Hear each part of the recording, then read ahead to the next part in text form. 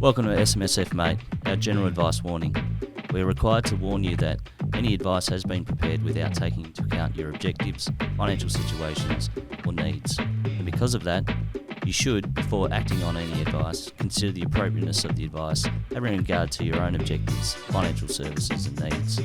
Where the advice relates to the acquisition or possible acquisition of a particular financial product, you should obtain a product disclosure statement relating to that product and consider the PDS before making any decision about whether to acquire the product. Welcome back to SMSF Mate's podcast. Thank you for joining us today. We're here on the 10th of August.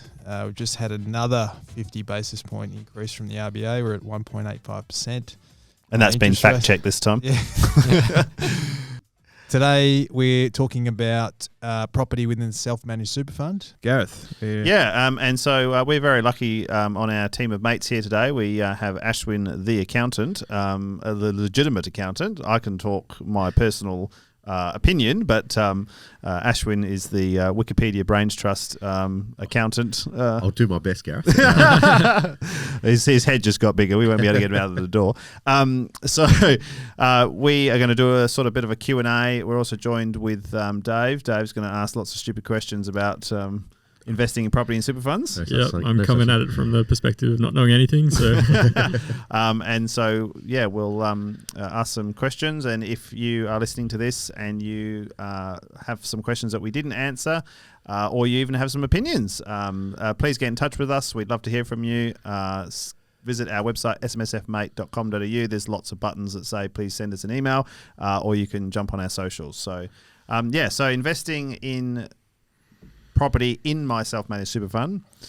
What should I think about first up? I suppose the first thing I'll start off with is you should look at getting some advice from a financial planner, just to see that it is the right sort of investment for you and you know the risks going through, because everyone's in a different stage of life, balances and things in their super. But ultimately, the big thing with property is your exposure and leverage. So there's two types of properties. Some people buy direct, so that's finding a house in a particular suburb that you buy, or a commercial property that you buy in your super, and you might have a loan for it.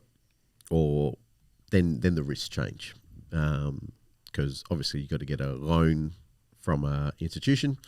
You find that a lot of the institutions sort of stepped away from lending, so you might have to go to a non-bank lender potentially, and the interest rates will be higher. And I think from a podcast we just did previously, like the yields are probably between 3%, and when I say yields, that's the rental income after expenses, range from 3% to maybe 4.5% if it's commercial, 3% if it's residential.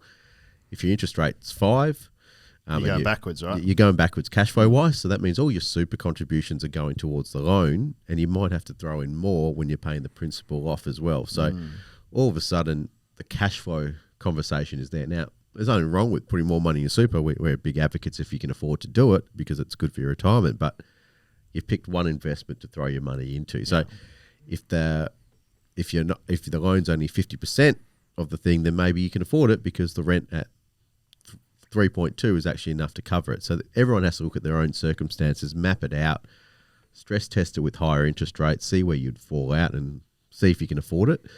One thing to rely on the bank, but one thing for you to do it yourself. So what you're saying basically is that any money that you're putting into your super fund in that circumstance would be going to pay off bank interest, but could potentially be put towards other investments that might be better? Yeah, that's the ultimate opportunity cost, right? So, you're giving up that money because you're paying off the property. So you pick the property as your outperformer because you borrowed money, you're trying to grow on that yield or the growth of that asset, which could be a long-term win, but that's the chosen path you've gone down, because the banks charge a high interest rate in super funds because it's done through a bare trust, which effectively means they've got no other guarantees. So they won't come after your own home or any other investments you have other than what's in your super fund. So it sounds like if you're going to buy a property in your self-managed super fund with lending from a bank, because of the risk associated with it, sounds like the interest rates probably would be higher than if I did it in my personal name, right? Okay, making the yield less. Yeah, definitely a lot higher than your personal house versus an investment property rate, because it's now in a self-managed super fund. The risk profile gets harder for a Right. bank, so they will charge a higher interest rate, and that's part of your factoring it on the process. But the reason we look at super fund is it also has the lower tax environment when you make profit. So if this is a good investment, you're only paying tax at 15% through the yield period or the earnings. And if you're in retirement mode and you sell the property, there is no capital gains up to the threshold of whatever your balance in your super is. So it has benefits long term, but it will come at the sacrifice that you'll have to find the money to service that loan. If the rates go higher and your managed super fund doesn't cover it, you're going to have to throw money in. You also find there's probably restrictions from the banks potentially on going into pension phase. So if this property drags out to the years when you've reached retirement age, you can't actually take out money out of your super because the bank's not going to let you do that till the loan's paid out. So you'll find there's all sorts of things you've got to look long term. Yeah, so you can't really kind of like increase your loan and withdraw the equity and go spend it. It stays in your super fund effectively. Oh, definitely will stay in your super fund. But the scenario I'm sort of describing is, let's say you've reached 67, retired, but you still owe $100,000 on this commercial property you bought in your super fund. The bank will probably have a restriction that you can't go into pension phase, so you can't make it tax free. You can't do anything till you either sell the property and pay out the loan, or you throw in the extra money to pay it off. So you're going to have all sorts of restrictions on there. And you also face the potential issues that the banks have reviews. So they might be reviewing that property every year to check the value. If the value drops, they might ask you to throw a whole bunch of money to service it, or they might ask you to sell it to de-risk themselves. So it's not as easy as, typically when you buy a home loan, the bank's not going to come back and reassess the value of the house. Once you've got the loan, you've got the loan. As long as you haven't missed a payment, right? So that's all the things. Once you step into a self-managed super fund, you've got a lot more risk and due diligence to go through, and that's why, I think they get revalued every 3 years. Does that sound right? That's for valuations in your super, but that's not the bank. The bank can do it annually, depending on what they've got in there, depending on your risk profile. So that's why it's really important to sit down with the financial advisor and the broker to outline what are your conditions of the loan and understand it. So it's a big decision, especially if you're getting a loan in your super and you've picked this one investment to run through. It has its pros and cons. You've lost diversity because you can't buy other assets because all your cash is tied into this. But it could be a good win, but it both sides of it. Yeah, so I've heard a lot of stories of small business owners, self-employed, sort of renting their office from their super fund. Yeah, is that a different sort of kettle of fish to buying a property for investment, or is it individual circumstances? Individual circumstances, definitely, but I think when we've got that circumstance of you can pay, people know that they'll be the tenant for that property, so you've got peace of mind that that your business is either strong and can continue running, but ultimately you're not going to be running your business forever. So at some point, it's either going to be rent or sold to some other party. So you still got to do your fundamental checks of it, and that's where an advisor will run you through that. And that's how people make investment decisions. Is you should do research, and I think from our previous podcast, they run through all of that sort of things with you as a buyer's agent. But obviously, the buyer's agent gets paid on a transaction.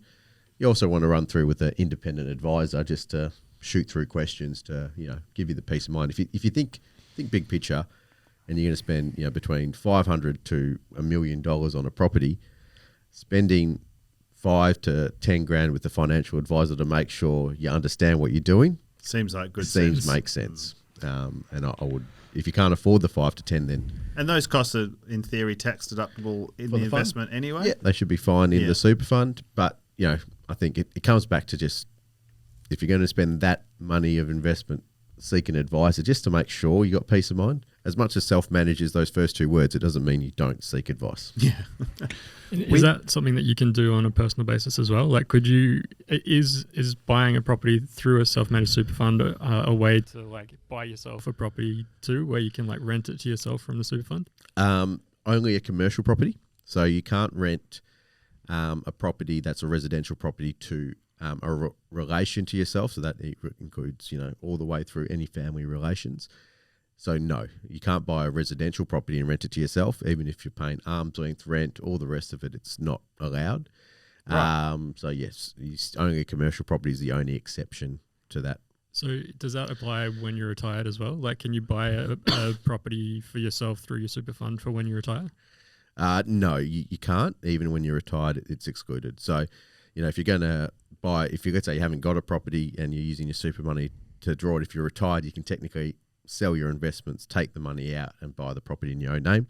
From a personal point of view, we've got a main residence exemption here. So as long as your property is not acreage, you can buy a property, buy it in your own name, and you wouldn't pay tax on it. I'm sorry, what do you mean by acreage? So the main residence exemption lets you go no more than 2 hectares from memory. So as long as your property is not more than 2 hectares, you should be okay. Or 2 acres. Yeah. No orchards. No orchards, Yeah. no farms, that sort of thing, right? No petting zoos. So as long as it's not bigger than that allowance, it would be tax-free. So you might as well buy it in your own name. And it also isn't assessed by Centrelink as an asset at this stage. So it also probably make you more eligible for a pension. So don't buy it in your super. And you can't anyway.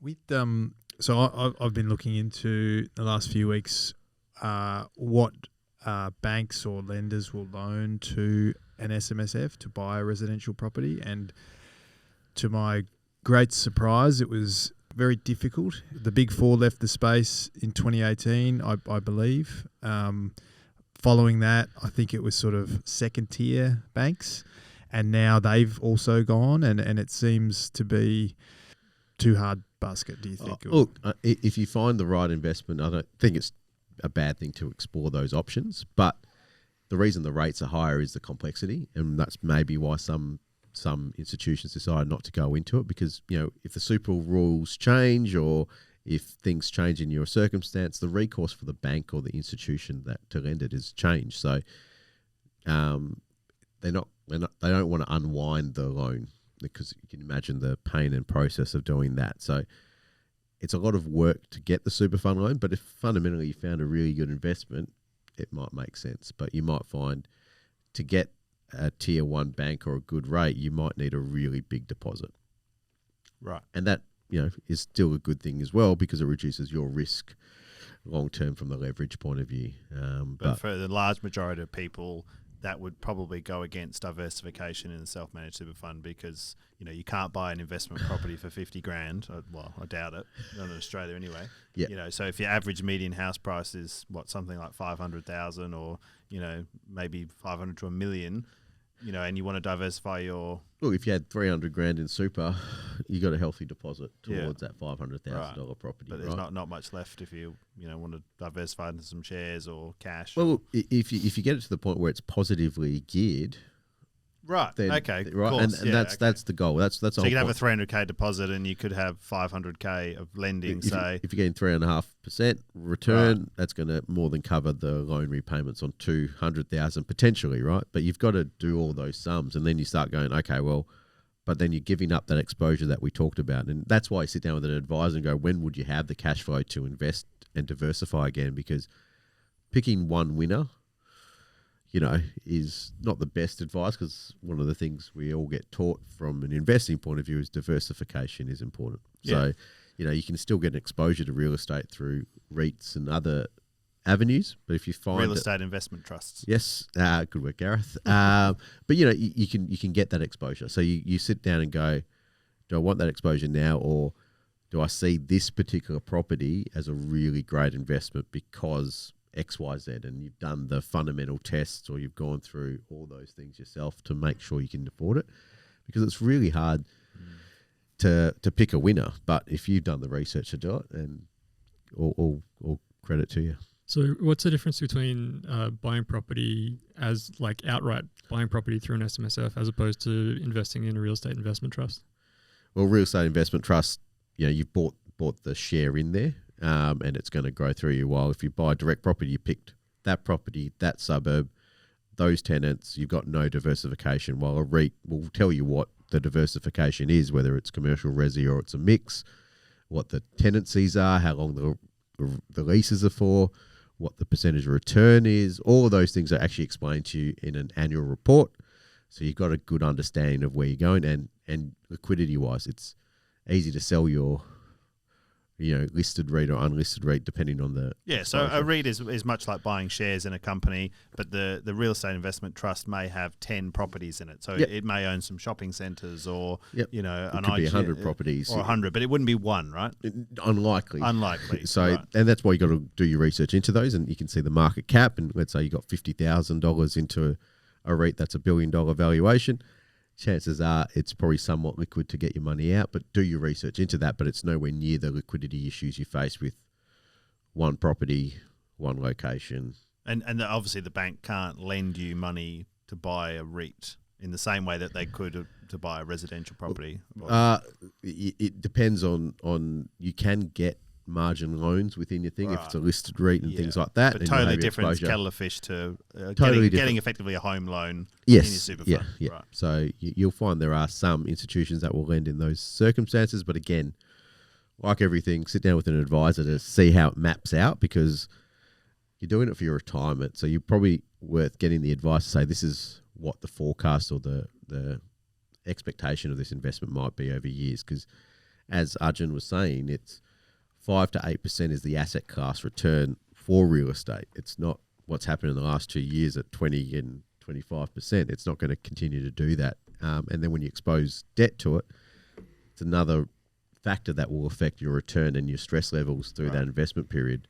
But if it goes gangbusters and the yield's really good, you can afford it, and the deposits, made it affordable, and it's going to be positively geared, it might be a good investment. But again, sit down, look at it, make a plan with your advisor, and go from there. And do things like, from a tax point of view, GST apply in super funds for property? If it's commercial property and it's rent over that amount, then yes, you'll charge GST, and you just do the GST return as part of it. In your super fund? In your super fund. Right. There'll be something sort of flagged by your accountant or financial advisor when they're preparing the accounts.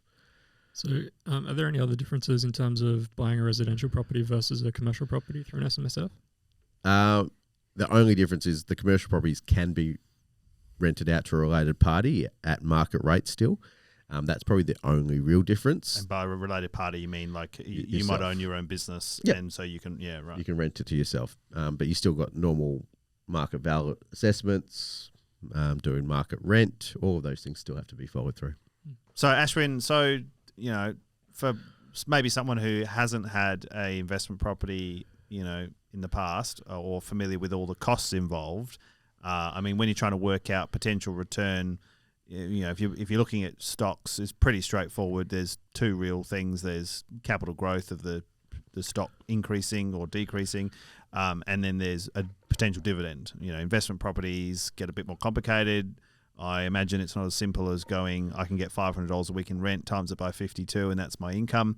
There's a lot of sort of costs involved. I think perhaps some hidden ones in there. Oh, look, Maybe you could expand on that a bit. They wouldn't be hidden because you'll see them go. You see it when you pay them. Yeah, I suppose it's all the costs related to the type of investment you've got. So, residential properties, you'll have all the maintenance costs, the repairs, council rates, and gardening, water rates. Yeah, water rates. A stigma of things, but it depends on what your lease says, right? And it's common in a residential lease that you, as the landlord, have to pay all those costs. You find with a commercial lease, a lot of those costs get pushed to a tenant, so you don't have those costs. So yourself. Outgoings. Yeah. So that's a normal term in a lease. So you'll find that's why the yields sometimes in commercial properties are going to be higher than a residential property, because all the outgoings are paid by the tenant, and the leases are longer. All of those things are there, but the trade-off is you probably have lower capital growth potentially, but it's all the things you'd sit down and make a plan for. And specifically, if you have a self-managed super fund, the costs are higher in terms of maintenance and lending and reviews, and all of those things are costs that will be loaded onto the property. How does inflation that's happening at the moment and potential cash rate rises in the future to deal with inflation, how would that affect buying an SMSF buying a property through your SMSF? I suppose the clear one is obviously if interest rates go up, that's a direct effect. You also find that maybe with inflation, you'd expect the rentals to be reviewed and increased accordingly, depending on what your lease says. So it's a term in In leases for commercial properties, that subject to a yearly review, your rate will go up by market rate or inflation, whichever is the higher number is a general cause. But again, everyone's subject to what's in their agreement. And same with, residential properties, whenever the review happens, if the rents go up, then the rents go up as well. So you find they sort of follow each other to an extent, but it might not be enough to cover the risk or the interest cost that you've had up there. Depends, again, on everyone's borrowing capacity, deposit, and their specific interest rate on the type of property they've bought. So again, it's everyone's circumstance can be different, but those are all the things you'll find will flow through. So the lower you're borrowing, the lower the cost to yourself obviously is. And so we're sort of talking on an individual basis, but most self-managed super funds normally have, a family of beneficiaries, or at least a couple, maybe, husband and wife kind of thing. Is it possible to combine super funds? Like, for example, could the Gareth self-managed super fund combine with the David self-managed super fund and buy property together? Is that allowed? Potentially, yes, but it gets complicated from a borrowing and risk profile if you're borrowing money. Now, if you're not borrowing money and you buy property... cash and Dave's cash in the pot. Well, it's just buying an investment together, right? But there are complexities around it, and how you structure all of those things have to be, make sure you're not breaching any rules with the Superannuation Act. But, you just go to your auditors prior, say this is what we're looking to do, how do we structure it? And there are vehicles to help facilitate that purchase. Right.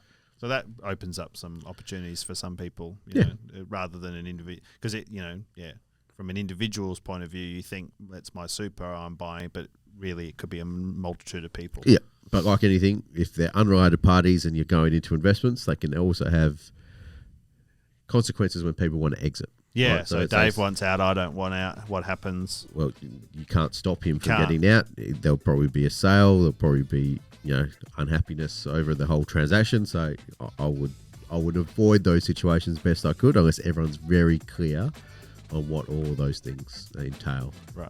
Oh, well, that's pretty interesting, Ashwin. Anything else you can think of that, if I was a potential self-managed super fund trustee thinking about investing in property? Because a lot of words and jargon in there, but there is. I suppose the easiest way is see a financial advisor. Yeah, I heard that one. Spend that money, and see how it maps out. Yeah, as long as you've stress tested it, you've taken advice, you sort of looked at understood what you're going through. Do your research. All the restrictions, then I think it could be a sound investment. But that's what you do with anything. Thank you for joining us once again. If you're interested in our waffle about self-managed super funds, feel free to join us on smsfmate.com.au or search SMSF Mate in Spotify.